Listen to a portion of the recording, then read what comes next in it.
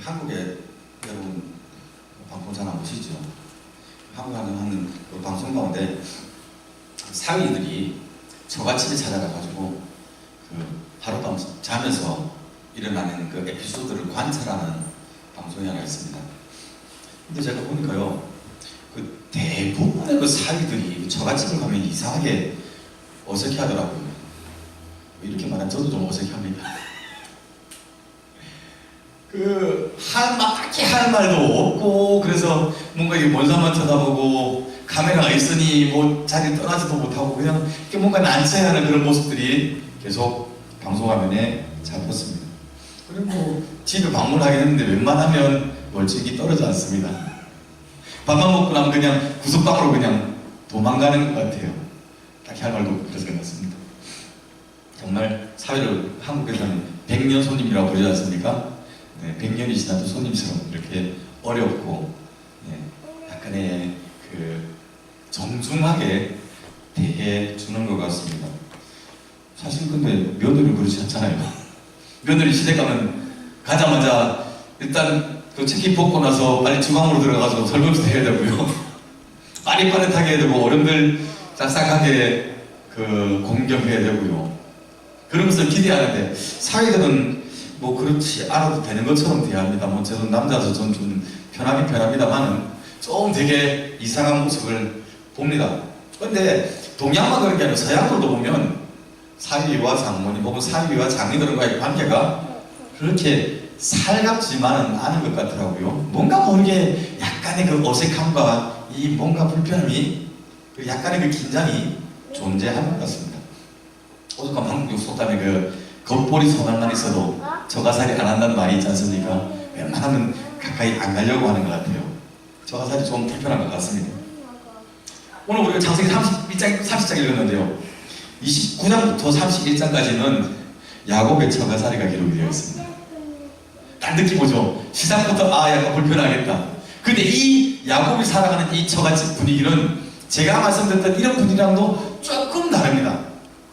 막연하게 어색한 게 아니고 뭔가 모를 묘한 그 긴장감과 함께 이 불신앙이 바닥에 깔려 있습니다. 그 내용을 한번 살펴봅시다.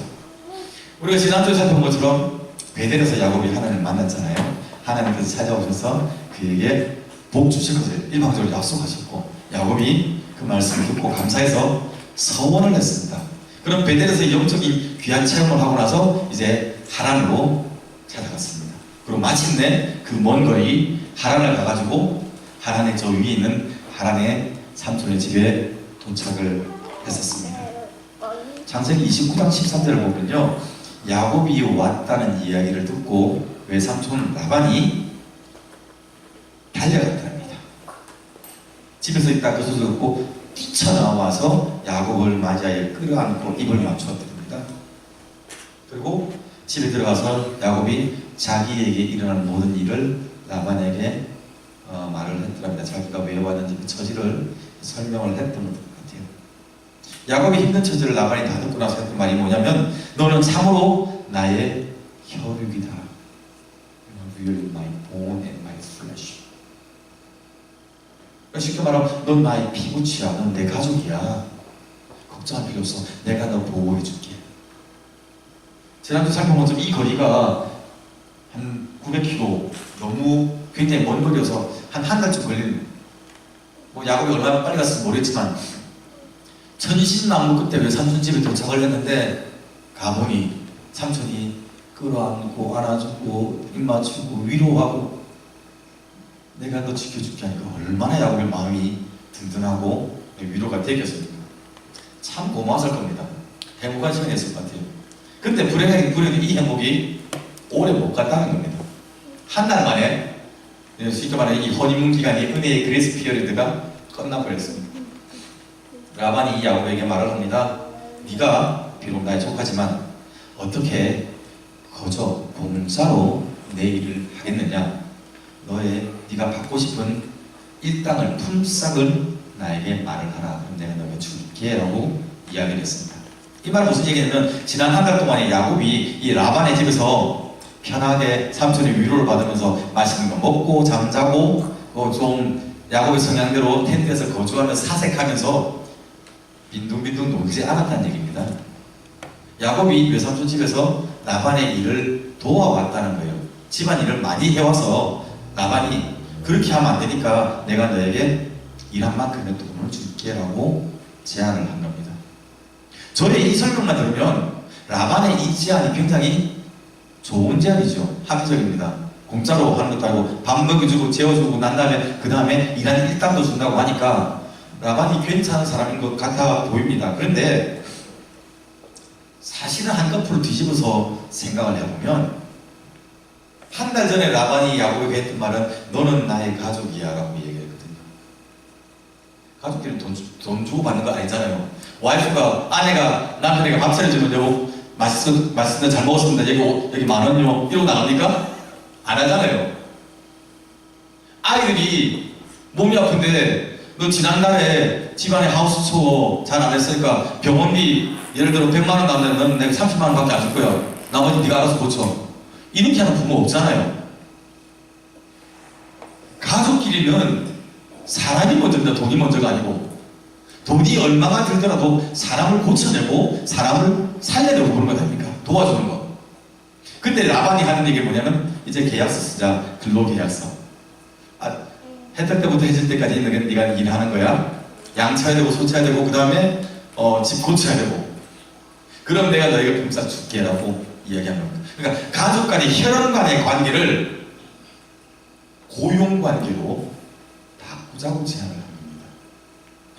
야곱이 그냥 그 집에서 그냥 그렇게 먹고 살면서 집 도와줘서 나중에 유산 내줘야 되는 겁니다. 야곱이 사냥하면서 필요한 거 쓰면 다 제공해 줘야 되는 게 그게 가족이잖아요. 근데 그거 하지 말고 돈 줄 테니까 네가 알아서 해라고 이야기를 한 겁니다. 야곱이 그 얘기를 들었습니다. 듣고 와서 대답을 합니다. 제가 사촌, 삼촌 딸 중에 둘째 딸 라헬을, 레이첼을 제가 좋아합니다. 그래서 내가 이 레이첼을 위해서 7년간 삼촌을 위해서 일하겠습니다. 지금처럼 양떼와 염소들을 칠 테니까 아마 목동 그걸 목축을 했던 것 같아요. 그러니까 7년 뒤에 레이첼을 제 아내로 주세요라고 이야기를 했습니다. 당시에 그 결혼을 할 때 결혼 지참금이 있었대요. 물론 지금도 근동지역에는 있지요. 근데 뭐 7년간 일을 한다고 할 때 사실 하루에 받는 당시의 일당 생각해보면 이게 굉장히 당시에 줬던 결혼 지참금보다는 훨씬 더 많은 금액이 되는 그런 기간을 야곱이 일을 하겠다고 이야기를 했습니다. 근데 야곱이 레이첼을 되게 많이 사랑했더래요. 성경을 보면 얼마나 사랑했냐면 야곱이 라헬을 너무 사랑했기 때문에 그 7년을 며칠처럼 짧게 여기며 기쁘게 그를 섬겼다는 얘기입니다. 라헬과 야곱이 결혼을 하게 되면 지금 근로계약서 썼던 이 관계가 아니라 부모랑 사이 관계가 되잖아요. 그럼 다시 가족 관계가 되는 겁니다. 그러니까 야곱은 이걸 원하고 있는 겁니다. 7년이 지났습니다. 야곱이 라반을 찾아갔습니다. 내 기한이 찼으니 나의 그 계약 기간이 끝났으니 내 아내를 내게 주소서. 야곱이 당당하게 느껴지십니까? 장인어른 이제는 주셔야 됩니다. 라반이 그 이야기를 듣고 동네 사람들을 불러모아서 잔치했습니다. 결혼식을 했다는 얘기죠. 그때까지 모든 게 다 좋았습니다. 근데 저녁에 밤에 잠을 잤는데 신혼방에 신혼 텐트에 들어가서 야곱이 잠을 잤습니다. 다음날 눈을 떴지요. 누구세요? 라헬과 결혼했는데 언니 내다가 더 옆에 딱 있는 겁니다. 어머머 이게 무슨 일이야? 이게 무슨 일이야? 라반을 찾아서 항의했죠. 도대체 이럴 수가 있습니다. 라반이 뭐라고 했습니까? 기억나십니까? 우리 동네에서는 젊은 어린 동생이 언니보다 먼저 시집가는 법이 없다라고 얘기했습니다. 이게 동네 관습이래요. 그 관습이 하루아침에 생겼습니까? 7년 전에 있었을 거 아니에요. 계약하기 전에도. 그러면 야곱이 내가 라헬 좋아한다 할 때, 야, 그럼 언니부터 데려가야 되라고 말을 해야 될 거 아니에요. 있다고 했다니까요. 게다가, 어린 동생이 언니보다 먼저 시가하는 법 없어. 언니, 근데 한글 번역했지만, 원래 원문을 보면, 젊은 자가 첫 번째 난 사람보다 앞설 수 없다고 되어 있거든요. 이거 뼈 때리는 거 아닙니까? 야곱이 둘째잖아요. 형님보다 앞서 튀어나갔잖아요. 자기가 장자권 받겠다고. 그러니까 지금 요 말을 하는 이 라반의 마인드를 보면 이 라반이 평소에 야곱을 어떻게 생각하는지 알 수 있는 거예요. 이거 무식한 놈, 위아래도 없는 놈, 이게 기본 마인드인 겁니다. 우리 동네에서는 둘째가 어떻게 첫째보다 앞서 나가? 그러면 안 되지. 넌 그런 놈이야 라는 얘기죠. 그래서 야곱이 벌쩍벌쩍 뛰었었거든요. 여러분 같으면 안 적겠습니까? 저는 아마 이게 뒷목 잡았을 것 같습니다. 그때 라반이 야곱에게 제안합니다. 저 어차피 네가 지금 첫째랑 잤잖아, 레아랑. 그러니까 일주일 동안 허니문 기간 가지고 다음 일주일 동안은 이번에 라헬하고 결혼해서 자. 이번에 내가 선금을 줄 테니까 라헬을 먼저 줄 테니까 나머지 7년을 나를 위해서 다시금 봉사를 해라라고 제안을 합니다. 이거 야곱 입장에서는 이거 선택의 여지가 없어요. 그래서 뭐 예상하지 못하게 두 명의 아내를 데리고가 아니죠. 아내분을 모시고 살게 된 겁니다. 그 앞에 7년은 야곱이 라헬을 사랑함으로 며칠처럼 여겼다는데 그 두 번째 세컨드 피어드 7년은 며칠이 아니고 7년보다 아마 길게 느껴졌을 것 같아요. 왜냐면 라헬과 레아의 사이가 좋지 않았습니다. 당연히 안 좋겠죠. 동생은 언니가 내 남편을 빼앗아서 살 것이고 언니는 내가 먼저 시집갔는데 이게 버릇 없이 이렇게 되니까 야곱이 레아를 싫어했더래요. 사랑하지 않았더랍니다. 아마 자기를 속인 라반에 대한 분노, 그리고 시킨다고 쫄래쫄래 따라와서 나의 침소에 들어온 레아 함께 같이 미워했던 것 같습니다. 근데 하나님의 은혜가 언니 레아에게 임하네요. 레아가 덜컥 임신을 해버렸습니다.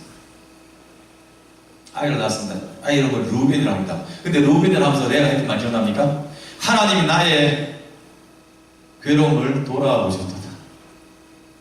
결혼 생활이 얼마나 괴로운지 알 수 있잖아요. 이제 내 남편이 애를 낳았으니까 애 때문에 나를 사랑해 줄 거야 라는 기대를 하면서 애 이름을 루벤이라 지었더래요. 그러니까 레아가 결혼하고 나서 애 뵐 때까지, 애를 낳을 때까지 진짜 구박받으면서 멸시받으면서 살았던 얘기입니다. 근데 그 와중에 애는 생겼어요. 근데 야곱이 애를 낳아도 첫째 애가 장남이 태어났는데도 레아를 사랑하지 않았습니다. 둘째를 낳고 난 다음에 그가 다시금 이야기를 합니다. 잠시 봐드릴게요. 둘째 아이를 낳고 내가 여호와께서 내가 사랑받지 못함을 들으셨으므로 내게 이 아들도 주셨다. 첫째를 낳고도 저들이 사랑받지 못해서 둘째도 하나님께서 내가 부르짖는 나의 그 기도를 들으시고 나를 위로하기 위해서 둘째를 줬대서 애를 시몬이라고 지었더랍니다. 그러니까 야곱이 그만큼 내 애를 싫어했다는 얘기예요. 아니 쳐다보도 보죠. 쳐다보고 안 본 건 아니죠. 뭐 계속 같이 잠을 자니. 레아가 그래서 4명의 아이를 낳았습니다. 근데 그러는 동안에 라헬은 애를 못 낳네요. 그러니 얼마나 서운하겠어 동생이.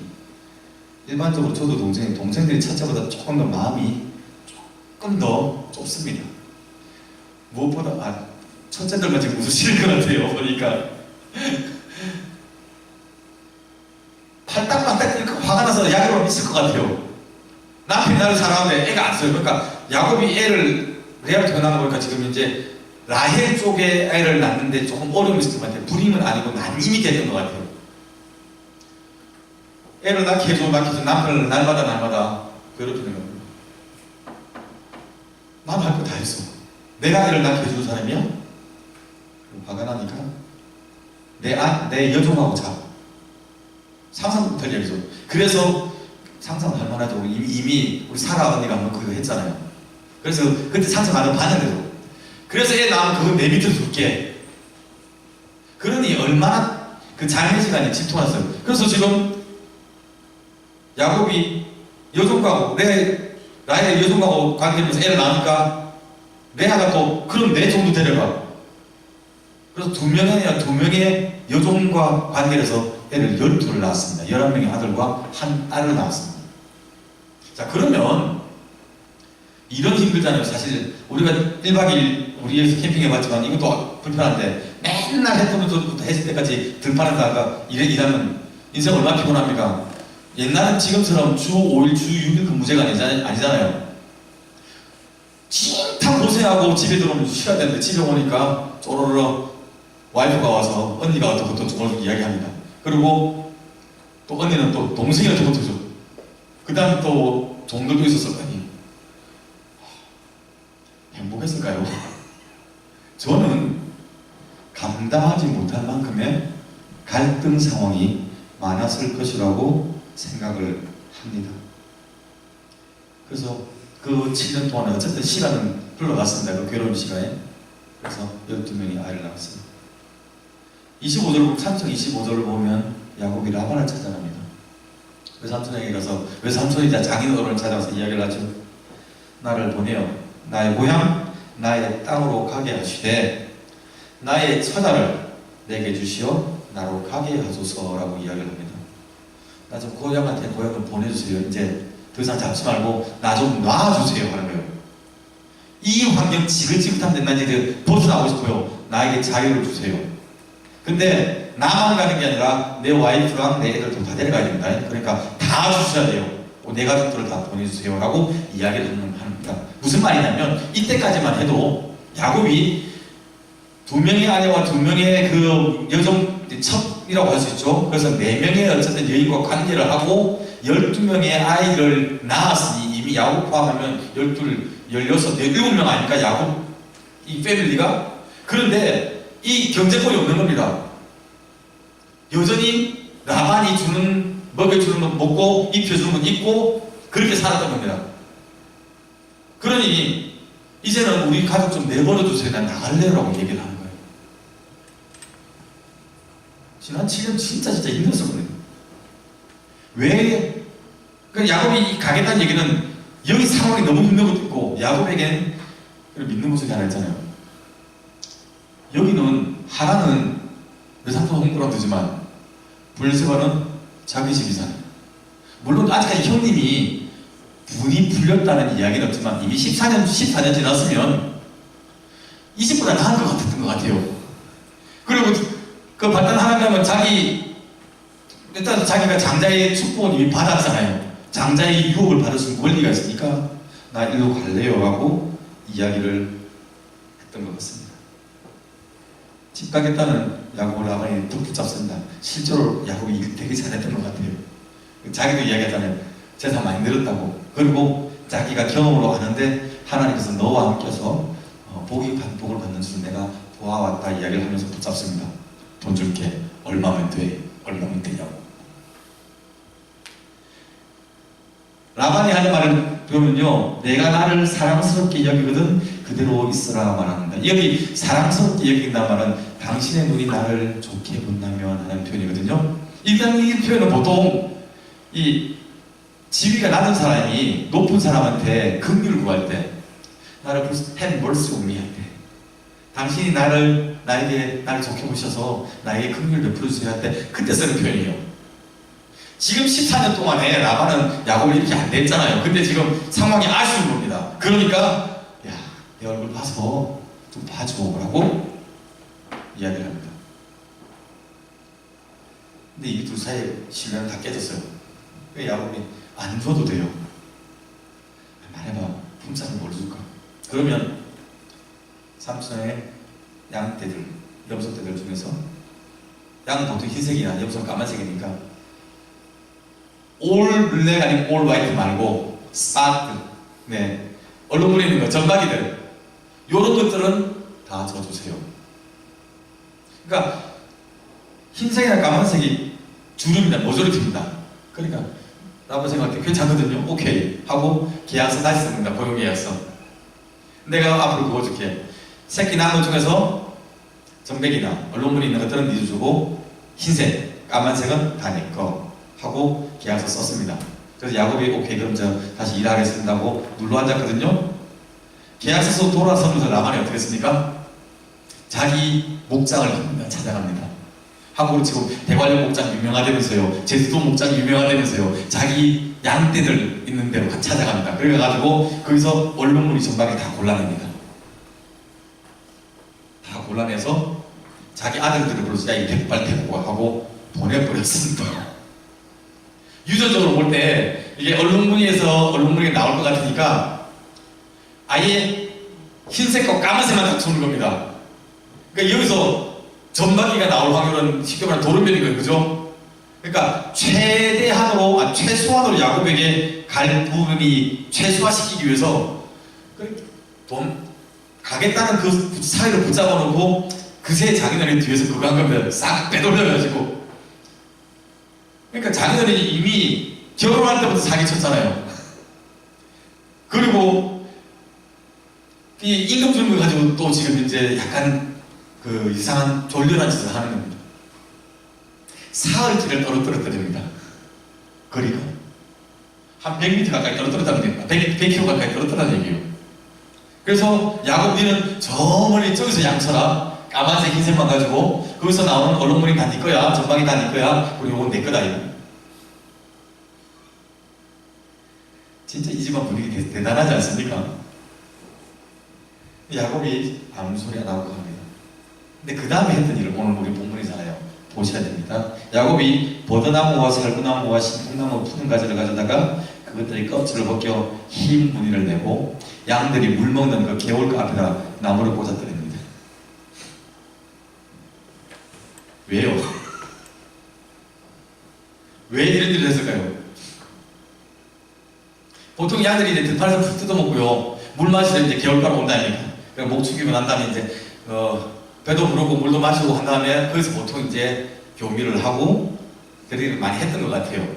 근데 그 앞에다가 나무 껍데기를 벗기니까 나무 보통 푸른색인데 싹 껍데기를 벗기니까 흰색이 나오고 여러분처럼 꼼꼼하게 벗기겠습니까? 그러면 이제 약간 얼룩덜룩할 거 아닙니까? 그러니까 양과 염소가 이제 물 마시다가 딱 봤는데 이렇게 컬러풀한 이런 것들 보니까 그러고 난 다음에 새끼를 베면 새끼가 얼룩무늬가 난답니다. 이게 말이 됩니까? 아마 당시에 그런 생각들이 했었던 것 같아요. 근데 거기 묻지만 사실은 한국에도 그런 거 비슷한 거 있다니까.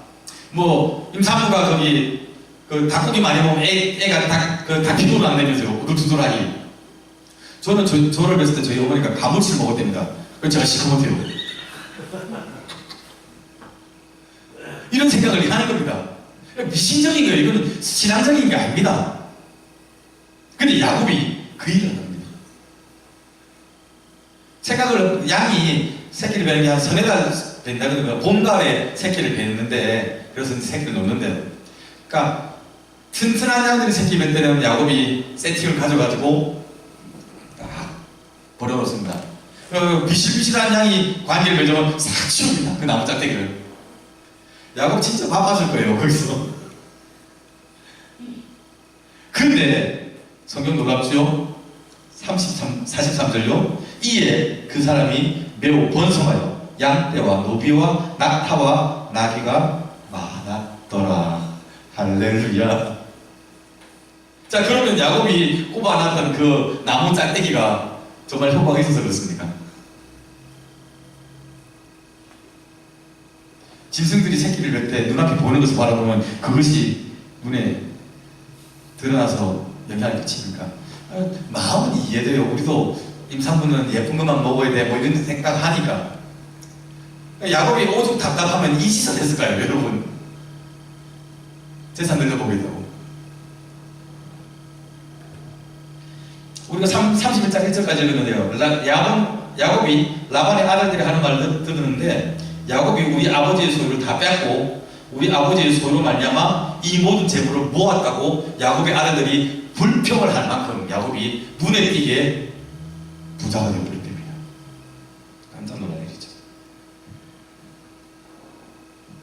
왜 이 야곱이 이렇게 부자가 되었는지를 여러분 생각해 보셔야 됩니다. 당시 사람들이 믿었던 미신이 효과가 있어서가 아닙니다. 갑을 집어서 시커멓게 나는 게 아니고요. 하나님이 야곱과 함께 하셨기 때문입니다. 하나님께서 신실하게 그분의 약속을 지키셨습니다. 야곱 입장에서는 할 말 많습니다. 정말 지난 7년 처절하게 힘들게 살았습니다. 7년 이상 됐죠. 30입장 가면 20년까지 가니까, 그러니까 그 다음 6년이 또 올다고 봐야죠. 앞으로 13년을 결혼하고 난 다음에 13년을 정말 치열하게 살았습니다. 힘들게 살았습니다. 믿었던 삼촌한테 사기하겠죠. 불순종한 이 불공정한 노예계약 맺죠. 와이프들 집에만 가면 싸우고 있죠. 애들 사고 치죠. 뒤에 보시면 나중에 큰 사고 치지 않습니까? 그러니까 그만큼 가정의 가정교육이나 이런 부분들 신앙교육 안 되고 있었다는 얘기입니다. 인생에 낙이 없는 겁니다. 오죽하면 형이 나를 죽을지도 모르는데 내 집에 돌아갈래라고 얘기를 했을까요? 상황이 그만큼 절박하고 힘드니까 뭐라도 될 수만 있다면, 뭐라도 남들이 효과 봤다고 하면 다 해보는 겁니다. 그것이 신앙적이든 신앙적이지 않든 상관없이, 그것이 상식적이든 상식적이지 않든 상관없이 뭐라도 잡을 수 있다면 난 잡을래, 난 해볼래, 악착같이 살았습니다. 그래서 어쨌든 결과는 나왔는데 그 결과가 성공이었습니다. 근데 그것이 야곱이 생각할 때, 이것을 내가 정말 그걸 잘 들었어. 내가 이번에 정말 좋은 나무까지 잘 골라가지고 잘 꼽아놨어. 나의 정말 탁월한 센스를 가지고 그 튼튼한 그 양이 새끼를 넣을 때 내가 딱 꽂아가지고 그게 딱 맞았어. 좋았어. 이랬습니까, 야곱이? 베델에서 하나님께서 일방적으로 축복하셨잖아요. 내가 너를 지켜주겠다. 내가 네 자손을 티끌같이 많게 하겠다. 네가 동서남 사방팔방으로 다 퍼져나갈 것이며 민족과 열방된 모든 민족이 너와 네 자손으로 말미암아 복을 받을 것이다. 내가 너에게 이 땅을 유업으로 주겠다. 그리고 네가 이 땅으로 반드시 안전하게 돌아오게 하겠다. 내가 이것을 이루기까지 너를 떠나지 않고 너를 지키고 너와 함께 하겠다. 하나님 약속하셨잖아요. 야곱은 하나님이 이 약속 받고 감격해서 자기가 서운했거든요. 그런데 서운 세가 됐잖아요. 근데 살아가면서 서운 까먹었습니다. 서운은 서운이고 삶은 삶이고 믿음 고백이고 내 생활은 내가 겪는 내 삶은 얼음이고 그것을 해결하는 방법도 믿음의 고백대로 하나님만 섬기고 하나님께 힘을 좀 마시고 하나님 예배하는 삶 사는 것보다는 당장의 세상의 방법, 불신자들이 하는 방법, 우상 숭배하는 거라도 점을 쳐서라도 뭐라도 효과가 있다면 하겠다고 살았는데 하나님이 돌아보니 신실하게 약속을 지키고 있었더라니까요. 헐헐 단처럼 언제든 죽을지 모르는 적어도 65세 넘은 75세쯤 됐던 그 70세 된 야곱이 도망갈 때 너 자손을 많게 하랬는데 시간이 지나고 보니까 12명의 자녀들이 생겼습니다. 삼촌이 이 30장에 가면 이야기하거든요. 삼촌이 이 삭스를 10번이나 바꿨더랍니다. 야, 내가 보니까 얼룩무늬랑 점박이 두 개는 너무 많은 것 같아. 이번에 점박이만 하자. 다음번에 얼룩무늬만 하자. 계속 바꿔드립니다. 하나라도 더 주려고 라반이 애썼다는 얘기입니다. 근데 그때마다 하나님께서 야곱에게 나타나시는데 괜찮다, 동원이. 내가 너와 함께 있잖아. 내가 라반이 하는 너에게 행한 모든 것을 내가 다 보았다. 친히 하나님께 말씀하시고요. 야곱이 못 깨달으니까 내가 네 곁에서 보고 있다. 네가 겪는 어려움 보고 있다. 이번에 점박이지 다 점박이 되게 해줄게. 이번에 얼룩무늬 다 얼룩무늬. 나뭇가지가 효과가 있는 게 아니고요. 하나님이 야곱의 고난의 현장에 함께 하시면서 그의 길을 인도해 주셨습니다. 야곱은 잊고 사는데 하나님은 신실하게 그 일을 이루어 가셨다는 얘기입니다. 여러분 고민하셔야 돼요. 점검하십시오. 여러분 지금 무엇을 찾고 있습니까? 여러분이 인생에 성공하기 위해서 지금 여러분 앞에 있는 이 어려움을 헤쳐나가기 위해서 여러분 어떠한 방법을 찾아가고 계십니까? 그 문제를 해결해야 되는 건 맞습니다. 인생에서 우리가 잘 살아야 되는 건 맞습니다. 자녀 양육 잘해야 되는 건 맞습니다. 그런데 그 일을 위해서 우리가 생각하는 그 계획이, 그 대안이 하나님을 포함하고 있습니까? 하나님의 방법을 따라가는 것입니까? 아니면 하나님을 배제하는 것입니까? 여러분 점검하셔야 됩니다. 서원했다니까는 하나님 하라고 했으니까 지가 흥분해가지고 은혜 받아서 하나님 내가 이렇게 할게요 서원해놓고 삶은 하나님의 서원자로 하나님께 서원하는 사람으로 신앙인으로서의 삶을 살아가지 않았던 이 야곱처럼 여러분도 그런 삶을 살아가시렵니까? 살려 그래도 하나님께서 참으시고 여러분에게 복을 주실 것입니다. 그러나 여러분이 말씀에 순종하며 하나님과 동행하면서 복을 받는 것과 불순종하는데 하나님 오래 참으시면서 하는 것과 여러분과 하나님의 관계성이 다를 겁니다. 신뢰할 수 있기를 바랍니다. 믿음 위에 서서 우리가 우리 앞에 있는 고난을 맞이할 수 있기 바랍니다. 극복하게 될 겁니다. 돌아서서 보면 진짜 7년 지긋지긋한 결혼생활 같았는데 그 사이에 자녀들이 생겼고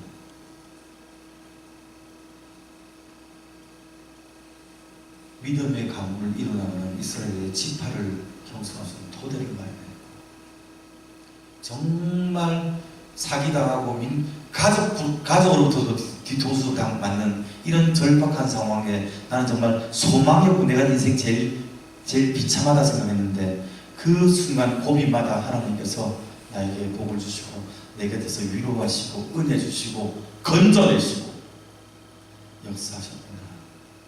여러분도 그 사실을 경험하게 될 겁니다. 본문을 통해서 여러분 앞으로 읽으실 텐데 혹시라도 모르고 우리가 있는 불신한 요소를 끊을 수 있기를 바랍니다. 여러분의 서원을 기억할 수 있기를 바랍니다. 그리고 말씀 앞에 돌아서시기를 바랍니다. 분명히 하나님께서 부어주시는 그 은혜를 여러분이 경험하게 될 겁니다. 기도합시다. 주님 감사합니다. 속고 속이는 세상 가운데 가족들도 믿지 못할 만큼